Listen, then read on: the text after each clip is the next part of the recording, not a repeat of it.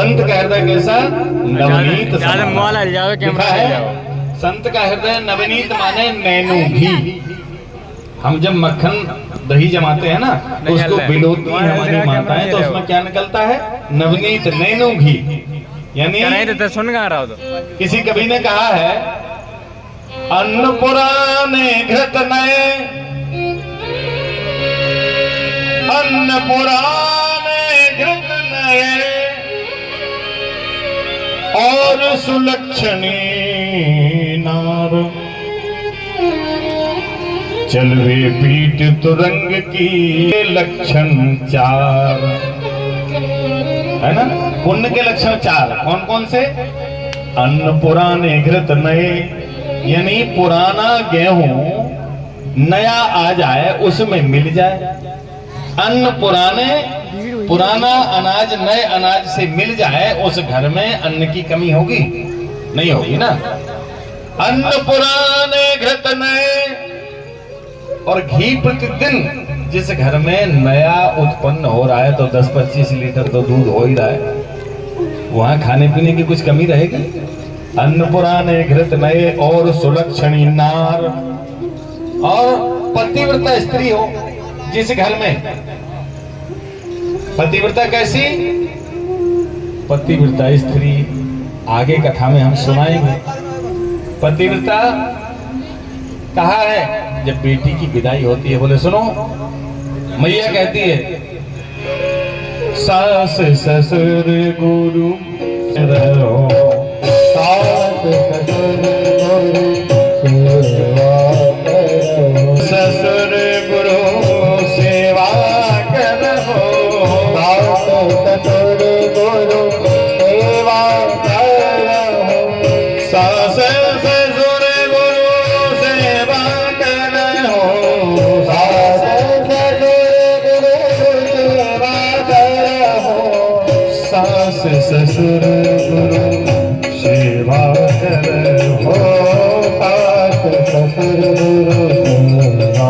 करो। सास ससुर गुरु की सेवा तो करना, लेकिन सास ससुर गुरु सेवा करो, सास ससुर गुरु सेवा करो।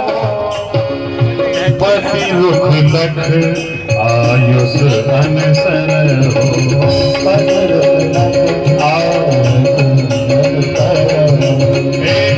रुख लख आयुष अनसन हो, पति रुख लख आयुष अनसन हो।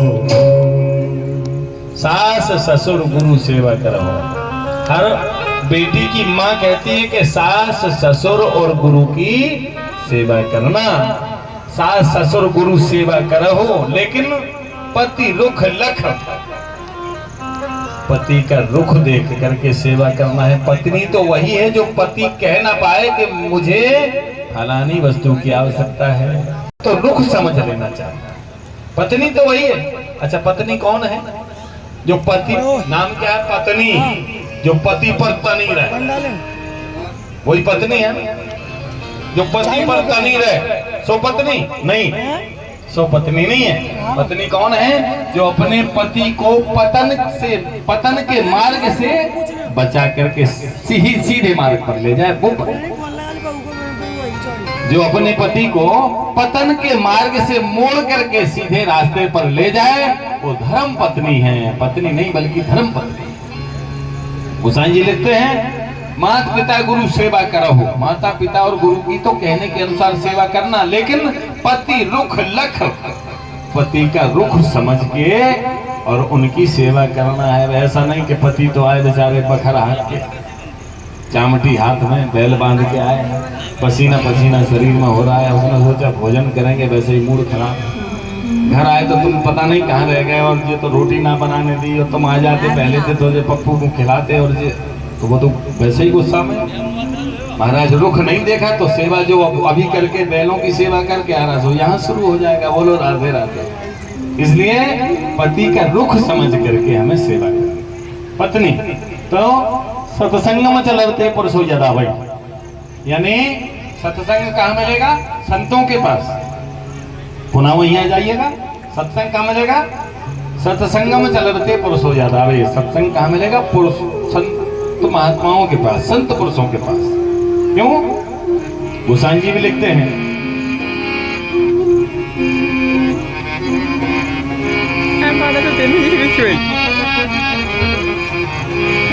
बिन सत्संग विवेक न होई, सत्संग विवेक न होई, बिन सत्संग विवेक न होई, बिन सत्संग विवेक न होई, बिन सत्संग विवेक न होई, बिन सत्संग विवेक न होई, राम कृपा बिन सुलभ न सोई, राम कृपा बिन सुलभ न सोई, राम कृपा बिन सुलभ न सोई, बिन सत्संग विवेक न होई। सत्संग के बगैर विवेक होने वाला नहीं है, और सत्संग के बगैर विवेक नहीं है। लेकिन सत्संग बगैर प्रभु की कृपा के सत्संग मिलना असंभव है। बिन सत्संग विवेक न होई, राम कृपा बिन सुलभ न सोई। आज हमारे इसी ग्राम में बहुत अच्छे ज्ञानी, बहुत अच्छे प्रबुद्ध, कथा सुनने के बहुत अच्छे श्रोता, जिज्ञासु श्रोता हैं। और जब प्रभु की कृपा नहीं है, बस भैया मैं आ रहा हूँ, अरे भैया मैं आ रहा हूँ, किसी ने कहा चलो भैया कथा सुनने महाराज जी आए हैं, बड़ी अच्छी कथा हो रही है, चलो भैया मैं आ रहा हूँ, बस थोड़ा सा।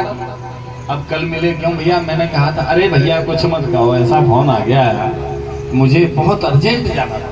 अरे फोन तो आएगी, जब तुम्हारी वहां एंट्री नहीं है, राम कृपा बिन सुलभ न सोई, जब उनकी कृपा नहीं है तुम्हारा क्या सामर्थ्य, तुम कथा पंडाल में आ जाओ। सज्जनों, क्यों लिखा है किसी ने, सत्संग बिना कछु ज्ञान नहीं, सत्संग को जानत हैं मुनि ज्ञानी, केला के संग में कंद बिकत है, दूध के संग बिकत है पानी, श्यार के संग में, शेर के संग में श्यार आनंदित, पंडित के संग मूर्ख ज्ञानी, और गेहूं कहा तो सुन ले बथुआ, ते मेरे ही भाग्य से पावत पानी, मेरे ही भाग्य से पावत पानी। सत्संग बिना कछु ज्ञान नहीं, सत्संग को जानते हैं मुनि ज्ञानी, और केला के संग में कंद बिकत है, दूध के संग बिकत है पानी, शेर के संग में श्यार आनंदित, और पंडित के संग मूर्ख ज्ञानी, और गेहूं कहत सुन ले बथुआ, ते मेरे ही भाग से पावत। कहने का भाव, सत्संगी महापुरुष के पास हम जाएंगे तो कुछ न कुछ बैठ करके प्रसादी हम लेकर के आएंगे। जैसे हमारे प्रकाश भैया, आरती देवी और प्रकाश जी जो मुख्य यजमान हैं, सत्संग के हेतु तो ये है, लेकिन लाभ हम सभी को मिल रहा है। किसके माध्यम से? प्रकाश कुशवाहा जी के माध्यम से, है ना? हेतु तो मुख्य यही बने हैं और लाभ हम सबको मिल रहा है। ऐसे ही 88,000 सोनकादिक ऋषि, 88,000 सोनकादिक ऋषि विराजमान है। कहाँ? नैमिषारण्य की पावन भूमि में। नैमिषारण्य में ही क्यों एकत्रित हुए? और भी अन्यत्र कहीं हो सकते, इसका भी एक कारण है ना? नैमिष